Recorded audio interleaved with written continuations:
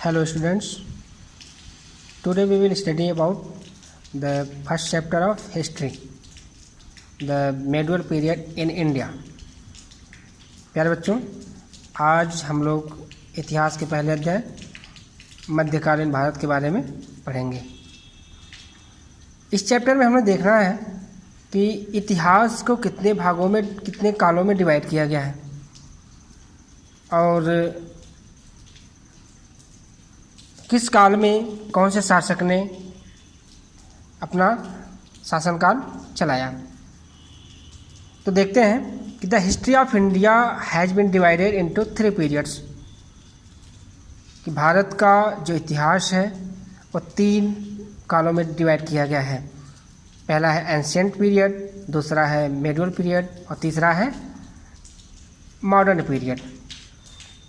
Ancient period के बारे में हम लोग क्लास 6 में पढ़ चुके हैं और इस 7th क्लास में हम लोग को पढ़ना है मेडिवल पीरियड्स। तो मेडिवल पीरियड्स के बारे में अगर हम लोग देखते हैं कि मेडिवल पीरियड्स की जो वर्ड है मेडिवल, इसकी उत्पत्ति कहाँ से हुई है। The term medieval has been derived from the Latin word medius and aevum which means the middle as.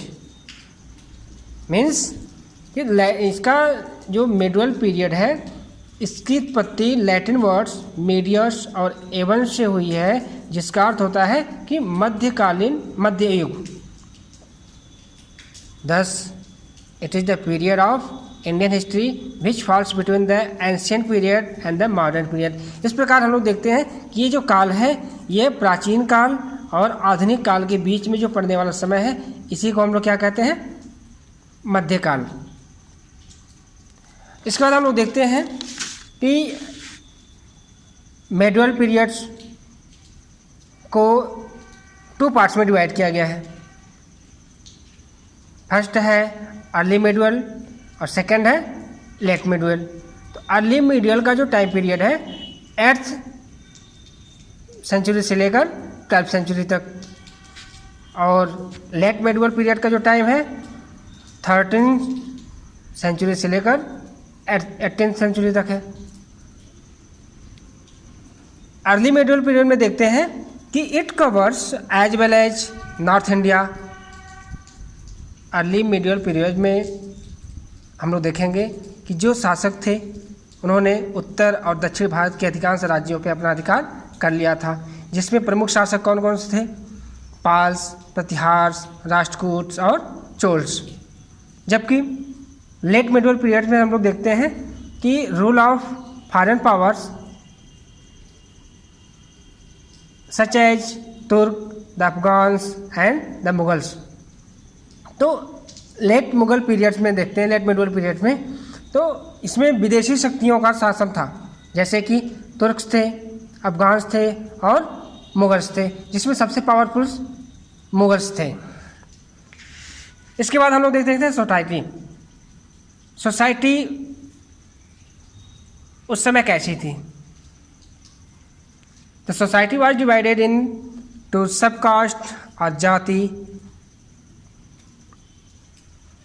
Insects of वर्म्स। The society was divided into sub caste or jati instead of वंश। Social background or the work done by the people determine their जाति। इसमें हम लोग देखते हैं society उस समय की कैसी थी कि society was divided into sub caste. उस समय समाज को उपजातियों में विभाजित कर दिया गया था।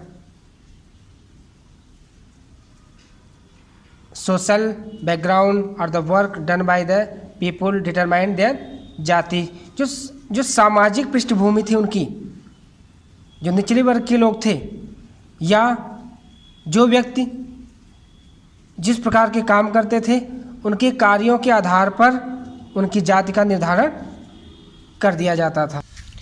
Main features of medieval period के बारे में हम लोग देखते हैं कि इसके कौन कौन से प्रमुख आकर्षण थे, जिसके कारण बाहरी आक्रमणकारी यहाँ पर अट्रैक्ट होते थे। Between AD 700 to 1750, many foreign powers such as Mahmud of Ghazni, and Muhammad Ghori, the Turks and the Mughals were attracted to India because of its wealth. It was the Turks who founded the Delhi Sultanate. देखिए इसमें हम लोग देखते हैं कि 700 से लेकर 1750 ईस्वी तक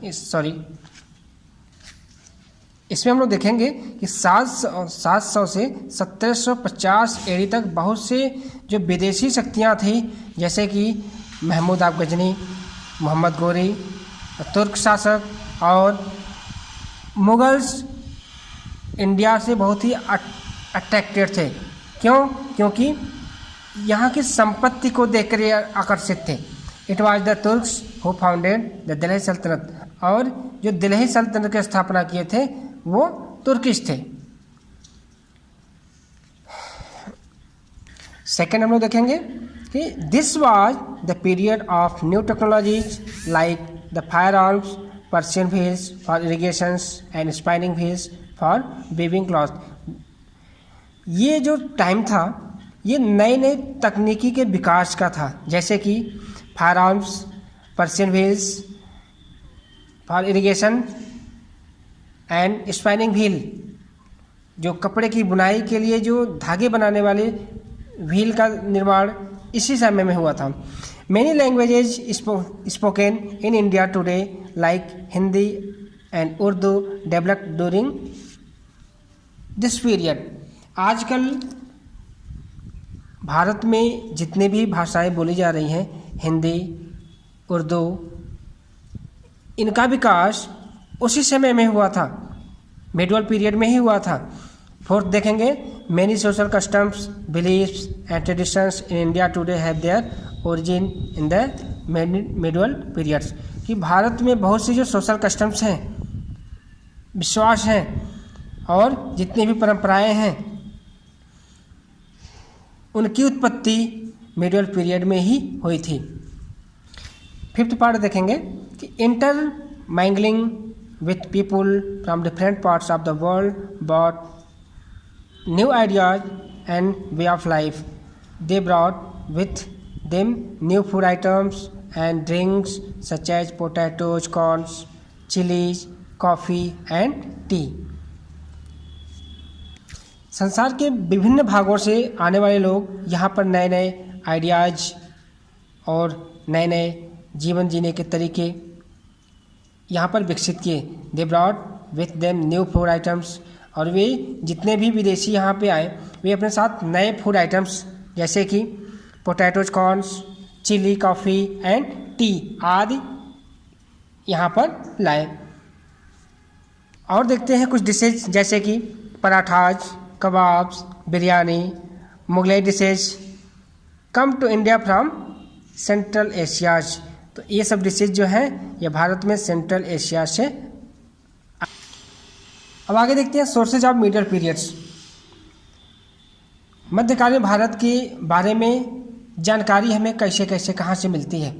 for reconstructing the history of middle period, historians have to gather their information from various sources. तो मध्यकालीन भारत के बारे में जानकारी एकत्रित करने के लिए जो हमारे इतिहासकार हैं उन्होंने विभिन्न सोर्सों से, विभिन्न स्रोतों से जानकारी एकत्रित की है। इसमें क्या क्या है? इंस्क्रिप्शंस और एपिग्राफिक एविडेंस। इंस्क्रिप्शंस, चलिए इसके बारे में भी विस्तार से चर्चा करते हैं। सेकंड है कॉइन्स और न्यूमिस्टिक evidence, sculptures and buildings or archaeological evidence, paintings or artist evidence, historical writing or literary evidence.